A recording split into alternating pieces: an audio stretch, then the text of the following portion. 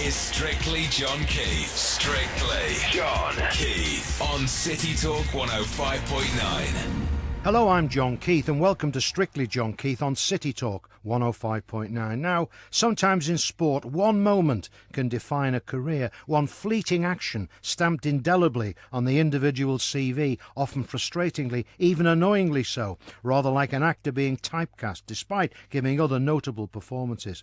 My studio guest is a classic example of this syndrome, thanks to his landmark goal in Everton history, struck as a 22-year-old at Goodison Park 15 years ago. It's a warm welcome to Ireland international Gareth Farrelly. Gareth, thanks for coming up the City Tower. Thanks for having me, John. It's lovely to have you on, and I suppose let's get it out of the way now. This goal, we can then talk about the rest of your career, but it came in the 7th minute of the final Premier League game of the season against Coventry City on Sunday, May the 10th, 1998. It was screened live on Sky TV. And at that time, Everton were in dire danger of relegation for the first time since 1951 and needed on the day a better result than fellow strugglers Bolton, who were at Chelsea. I just wondered what your and somebody brings it up, what your immediate recollection of it is. It's funny when you're put on the spot in relation to recollection. Equally the fact that it's 15 years now, because I think sometimes in careers you can blink and your career's over and you start to reflect on little things. Yeah. And I think that's as much to do with an awareness of what you've done. I think all footballers are possibly guilty of, well, sleepwalking in some ways through your career. And it's only when you get to the end that you can sort of evaluate it a little bit. Yeah. But I think the significance of that has possibly taken on more of an emphasis on the back of how football's exposure has increased even in that space of time. Yes. But it's obviously something that a level of irony to, because of how difficult that year had been. Yes. But now, kind of pride that it's one of the things that it is a standout point for me. So very fortunate in that respect. Yes, because I suppose a lot of players who maybe played a lot more games than you never ever struck a goal of that significance, of that, well, it was a momentous goal. So I suppose in a sense it's a compliment to you that people do keep bringing it up, isn't it, really? Yeah, absolutely. And especially in relation to a club and the history that Everton have. I started supporting Everton in 1983, and it was a huge thing for me. And again, growing up in Ireland, it was slightly different because the majority of Irish people were led towards being Liverpool fans. Yeah. So it was a little bit unusual in that respect. But to come through, eventually play for the team you supported, and then to have an outcome and an ending like that, it is a big deal. Slightly bittersweet now, because I'm not saying that you reflect on the glass being half empty, but I played 8 minutes football for Everton after that. Yes. And I think and that's part of football, and I think sometimes people will associate with the bright lights and the Hollywood elements to it, but there's another side to it, and in many ways for my career, the irony to that was that I came to Everton from Aston Villa. I had 5 years there. I'd signed from a boy. I had brilliant relationships with people at Villa. In fact, relationships that are still intact now. Oh, that's great. Yeah. And went from a team that was in the top 6, and sort of you're breaking into a team like that where there's a different type of pressure on you. A team that does very, very well. You're coming on in the last 10, 15 minutes of games where it's comfortable. Yeah.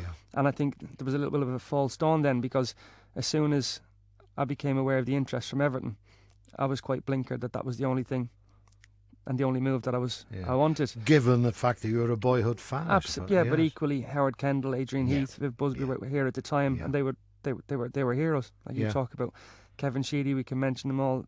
Different players that growing up would have been were your proper idols. So to come to Everton and not really to give any consideration to the form and the situations, like you talk about, great escape, but equally there'd been one a few years beforehand. There had Wimbledon. Indeed, 94. Yeah. So I think this was the one we're talking about, was the 4th relegation battle in 5 seasons. So it had become a norm almost for Everton. Yeah, which is never a good norm for anybody. So I think for me, all those considerations went out the window because it was Everton that had come a-calling. Well, we'll talk about the rest of your career in due course, but this is how the Press Association reported your priceless strike. Everton piled forward as they knew they must, and in the 7th minute, Goodison Park was rocking and swaying to the sound of salvation. The ball was played forward, Duncan Ferguson rose to knock it down sweetly into the path of Farrelly, and the midfield man let fly from 25 yards, with surely the sweetest right-foot strike seen at Goodison Park all season. The ball fairly flew past Magnus Hedman into the top corner. It was a goal fitting to win a championship, let alone clinch survival. And as Farrelly was swamped in a sea of blue, the outpouring of emotion gave Everton the impetus to fight for every ball, to scrap for their very lives. Maybe slightly over the top. I didn't write that either. You didn't write. The Press Association wrote it, Gareth. But you'd have been happy to write it. I'm telling you now, absolutely. Some slight poetic licence, but I'd have been happy with it. Well, that's the written word from the Press Association. Here's how Kevin Keatings commentated upon that golden moment for you and Everton. Everton have got a throw, taken quickly, help forward towards Ferguson inside the penalty area, nodded clear. Farrelly picks it up, tries a half volley, it's there! Oh yes! What a goal from Gareth Farrelly! Well, I just wondered whether he'd get a Barry Horn style goal here today. And I tell you what, it's equally as important as that one, because it had Everton in front after 6 minutes here, and it was a glorious right foot half volley. Hedman couldn't get to it, full stretch away to his left. Pandemonium inside Goodison Park. But even after that goal, Gareth, there was more drama to come, because Nick Barmby had an 84th minute penalty saved by Hedman, and 2 minutes from time Dean Dublin headed an equaliser, and that set up a very tense finale, because Bolton were losing 2-0 at Chelsea, but if Coventry scored again, Everton were down, weren't they? Yeah, completely. And I think that the drama of the day, if you like, and the thing that sticks out for me is, again, there's different levels of pressure, and some people enjoy it and some people struggle with it, and situations like that, it's something that I really enjoyed. And I'll always remember the day, and again, when people are recollecting it, but when we got to the ground was nearly full extremely early. The women had won. They were on the pitch with their trophy. The youth team had won the FA Youth Cup. Yeah. And it was an atmosphere even within a warm-up of something that I had never really experienced before.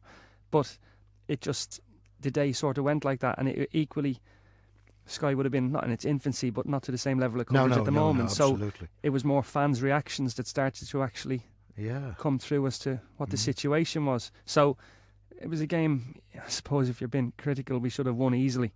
Yeah. Like you say, the penalty, in fairness to Nicky Barmby, an incredibly pressurised situation, but it was a very good save. Yeah. And then, as I say, for Thomas, who had been excellent that year, and like again, his first season had come in and done incredibly well, to let a soft goal in, it well and truly kept everybody on their toes right up until the end. But again, the outpouring at the end then of relief and the significance of it was massive. And again, thankfully, for Everton, I think in that time since now, we've seen what's built. It hasn't been going into the last day of a season without any pressures, probably something in that fact, people it's been can relate going to the last day of a season sometimes. Can we get into Europe, which is the which is a slightly different, happier conversation to be having than worrying about where you're going to be. As you say, anyway, you held out for a 1-1 draw. You stayed up on goal difference, both Everton and Bolton on 40 points. But it was theirs was minus 20, the goal difference, to Everton's minus 15. And just for those people who like these things, and there are many of them, Howard Kendall's side that day was Thomas Myra in goal, a back three of Craig Short, Dave Watson and Carl Tyler, a midfield of John O'Kane, Don Hutchison and yourself, Gareth, and Michael Ball. Nick Barmby in the hole behind a front two of Michael Madar and the captain Duncan Ferguson. A lot of people, I think, have forgotten about Michael Madar now, but he was up there with Duncan Ferguson, who people never forgotten about. And Danny Cadamarteri replaced Madar early in the second half, and in stoppage time, when there was all the tension still about, Gavin McCann went on for you right at the death, I think. But it had been a season from hell for Everton, because Howard had used 34 players that season, which was the most since the 1880s.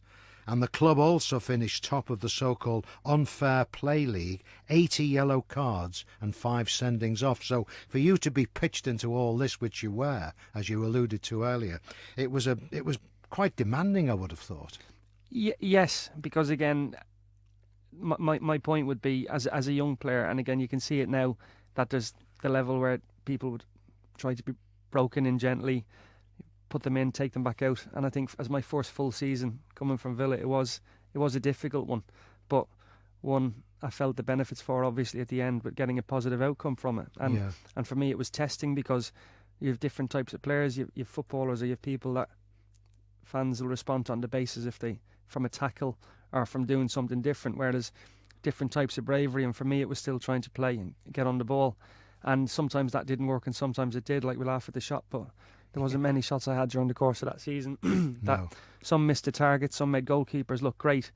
But again, we can talk about it, but it's the outcome I got from it, which is something that, like, was the reason we're still sat here today talking about it. Well, that's right. But earlier there was another big factor in that season, because very early in the season, you were on the bench, I think, for a controversial match. Everton were Bolton's first visitors to the new Reebok Stadium. It was a goalless draw, but the referee in that game, Stephen Lodge, failed to spot that a header from Jerry Taggart, I should say, had clearly crossed the line before Terry Phelan cleared it. Yeah, and again, you look at if, buts or maybes, the significance if that of had been allowed, Everton would probably have been down. Yeah, but again, I think we can relate that even now to Wigan. People will look at the immediate, whereas the fact is, over the course of a season, I have to use that as a defence, because I ended up signing for Bolton after I left Everton. Yes. And yes, I was like, not to go into it now, but I always laughed after a few weeks, thinking, God, I'm getting booed already. I says it takes them at least 6 to 8 weeks to figure me out. And it was only afterwards somebody said to me, "Oh, well, you've scored the goal that sent Bolton down."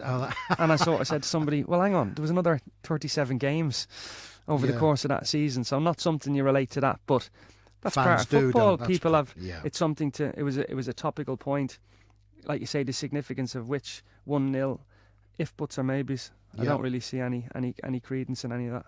No, well, you can't afford to in football. You've got to carry on. No, completely, yeah. But a couple of weeks after that game at Bolton, the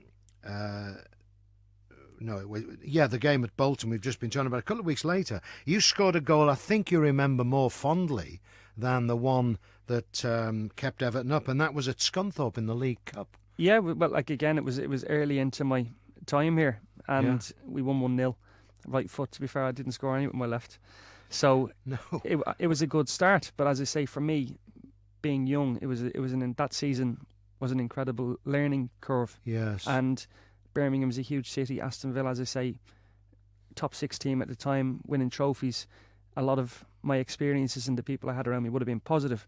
Whereas coming to Liverpool and trying to adapt to the intensity of the city, even as an Evertonian, I had no knowledge. Between the eyes? Yeah, completely. So I was ill prepared for the intensity of it as a rule, let alone coming into a situation that was a little bit difficult. Yeah. But things like that, in some ways, like, they can make or break you. Because that was another spectacular goal, I gather. The one. Well, no, it wasn't spectacular. Wasn't it? No, it was a good move, and as I say, any time you score is great. In my case, I probably missed more than I scored, but at that particular time, it was a huge positive for me. And you're looking to sort of hit the ground running. And that was another landmark night in a difficult season, because Howard had dropped Neville Southall that night, first time he'd left him out, and he'd just become the first player to complete 200 Premier League appearances. Neville. Paul Gerrard took over in goal that night. To be fair, Paul Gerrard had a brilliant game that night. Did I think he was one of the best players. Yeah. Neville came back in later in the season, and then Thomas Myra got the job. So there were 3 goalkeepers that season for starters. So it was a very season of great change and challenge. Hugely so, and like not all of those things are positive, as you say. Like Neville Southall, it goes without saying his standing. So when there's like a changing of the guard a little bit, it's difficult for people with new people coming in, and like you say, 34 players is not a small squad or a small transition or different things like that, but they're only things you probably reflect on when you look back on it, as opposed to when you're living it at that time. There's not really a lot of thought you give to those things. That's right. Well, we've talked about they were the only 2 goals you scored for Everton, I think. Is that right? Yeah, I scored it in pre-season. Well, yes, you did. Yes, anything, of course, yeah. And you made 30 senior appearances for Everton, and we'll talk more about the early part of your career and the later part. But to get right up to date, as you say, you're living on Merseyside, I think, in Southport, and you're now a man of the law. Now, tell us all about that, because you did also have to overcome a very serious cancer, didn't you? I was very lucky in relation to cancer, and it's not something I've spoken about to a lot of people. Well, I know it's no, private, absolutely fine, no, not at all. I'm a massive advocate of the NHS, because basically it's probably the reason I'm sat here. 5 years ago, 2 weeks, it was my little girl's birthday, and basically I was going to see a friend in Bournemouth for some treatment. I had a bad knee at the time, and I took ill on the M40 at Warwick. Wow. And basically from the time I phoned for the ambulance to the time I left the hospital, I had incredible care. I was rushed into Warwick, where I was passing blood, vomiting, and into A&E. So difficult situation. Didn't know where I was really up to. You do the self-diagnosis analysis, where I had a brown pitta for lunch, but I didn't anticipate that the pitta had actually done that to me. No. I was put on a ward, and I was incredibly lucky. There was a gastroenterologist who was on call, Jeremy Sherman. Unfortunately, he's a Man City fan, but you can't have everything. You can forgive him that, I'm sure. But he came and saw me straight away. I had an endoscopy. He said that there was a lump in my stomach, that he had a friend in Walsgrave in Coventry who he would transfer me across to, who'd be able to sort it out for me. Wow. That was I was transferred across to the hospital. I had a CT scan. Yes. The doctor came back to me and said, there is a lump there, we're going to have to take it out. Yeah. We'll be back to let you know what's happening. They came back to me incredibly quickly and said, right, we've reviewed it with a second specialist, so we're going to have to operate straight away. Right. So the long story short is I'd had a stomach aneurysm of the splenic artery, I see, yeah. and it had taken on the physical presentations of a tumour when they removed it. But I lost part of my stomach, pancreas, all of my spleen, part of my colon, because my organs, what saved me in many ways was my organs that acted like a tourniquet. The reason aneurysms are obviously so fatal is because when an organ ruptures or whatever, the difficulty people have when they go into the hospital is that they can't locate where it is or how it's happened. Yeah. But in my case, the partial rupture, my organs pushed on it, really? And that's what actually gave them the time to find it through the scan and then be able to fix it. So I had 3 days in intensive care, I had 3 weeks in hospital, and then I had a 9-month recovery. So it's nice to be able to talk about it in relation to offer some thanks to the people that played such a massive part in that, and that's doctors, surgeons, nurses, anaesthetists, district nurses in Southport when I came home. Yeah. Every aspect of the care I had was amazing. Gareth. So what an amazing for story. me, it's everybody, lots of people have different instances, tragedies, but for me, you don't wake up every day, pull the curtains and go, oh God, the grass is fabulously green today and everything smells different, but it is, in many ways, it was a life-changing experience for me. What a wonderful, inspiring few words you've just come out with, Gareth. That's fantastic. I'm talking to Gareth Farrelly, the former Everton and Ireland midfielder. We'll be talking more to Gareth after this break. Don't go away. This is Strictly John Keith on City Talk 105.